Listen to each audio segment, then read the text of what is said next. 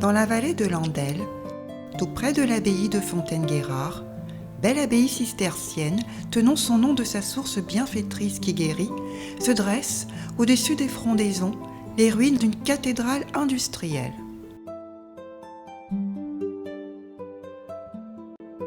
Mais qu'est-il donc arrivé à cet édifice spectaculaire ?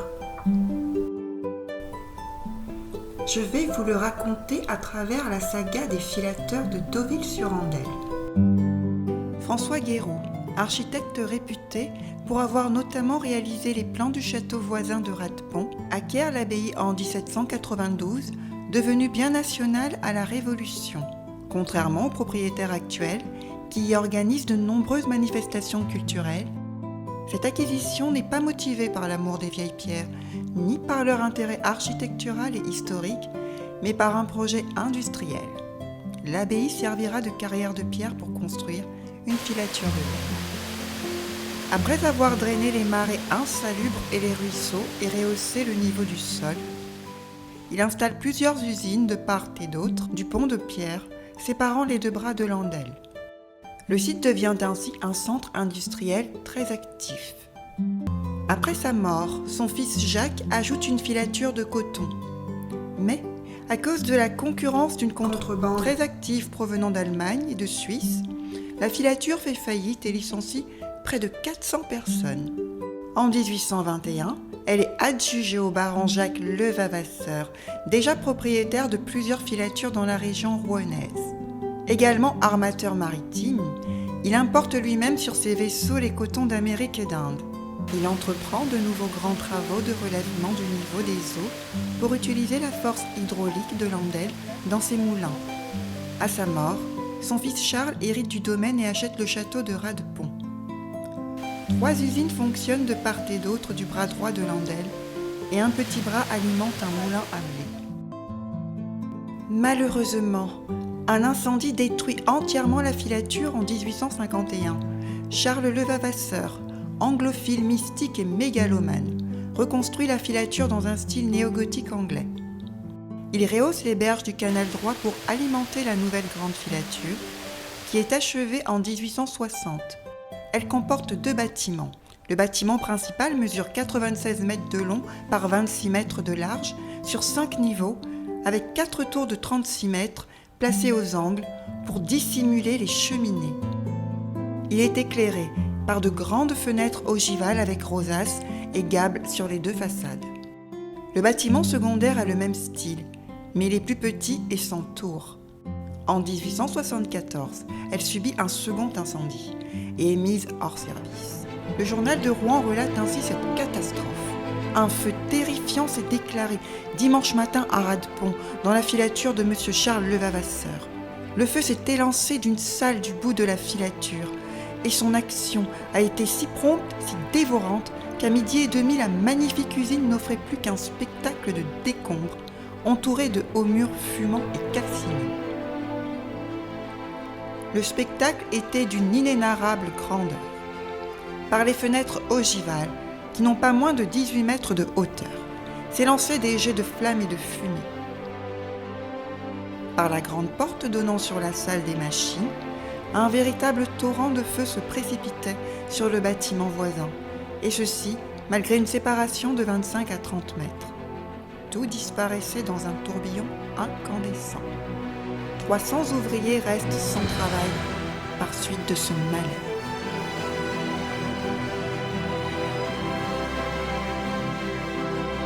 À la suite de cet incendie, Charles Levavasseur confie la direction de l'établissement à son fils Arthur, qui laisse à l'abandon le grand bâtiment et replie toute l'activité sur la petite filature, dont une partie sans toiture subsiste encore aujourd'hui.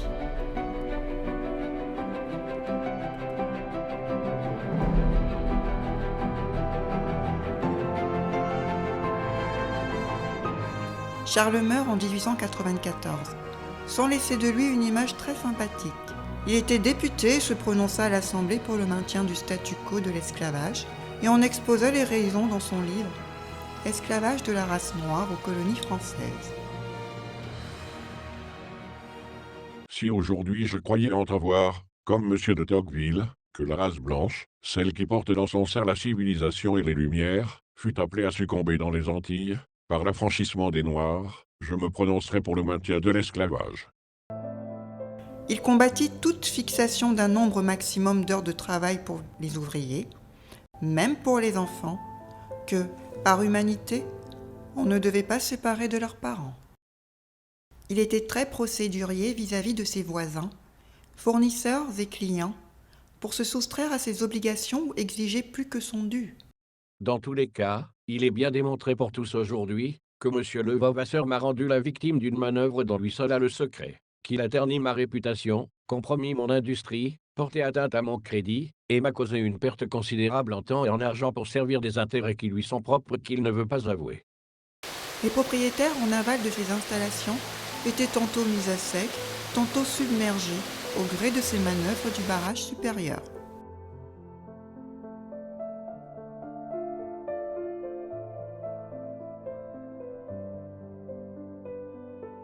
En 1913, le feu se déclare à nouveau, mais Arthur répare les bâtiments et poursuit l'exploitation. Au début des années 20, son fils Jacques modernise l'entreprise en installant une centrale à moteur diesel. De 1922 à 1939, Radepont change 4 fois de main.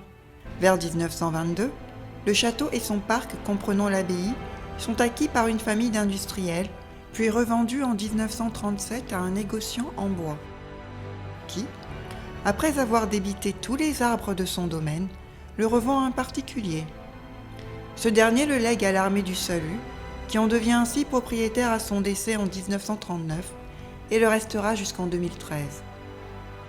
La famille Levavasseur a conservé la propriété en aval du pont de pierre, comprenant la Grande Aulnay et la petite filature. Elle maintient l'usine en activité, mais un ultime incendie en décembre 1946 détruit les derniers bâtiments et met un terme définitif à l'activité textile du site.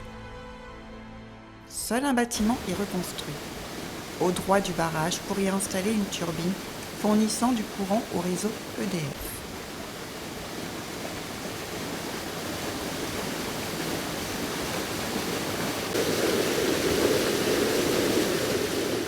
Bernard Levavasseur, dernier représentant de la famille, vend la Grande Aulnay, qui s'est transformée en chambre d'hôte, puis il revend la turbine et les anciens bâtiments à une société immobilière. Celle-ci revend la turbine à la régie d'électricité d'Elbeuf, exploitant actuel, et les ruines à l'établissement de la Basse-Seine, qui les rétrocède ensuite au département de l'Eure. Depuis 2013, l'ancien domaine de l'armée du Salut est divisé en 3 propriétaires privés, qui se partagent l'abbaye, le château et les terres traversant l'Andelle.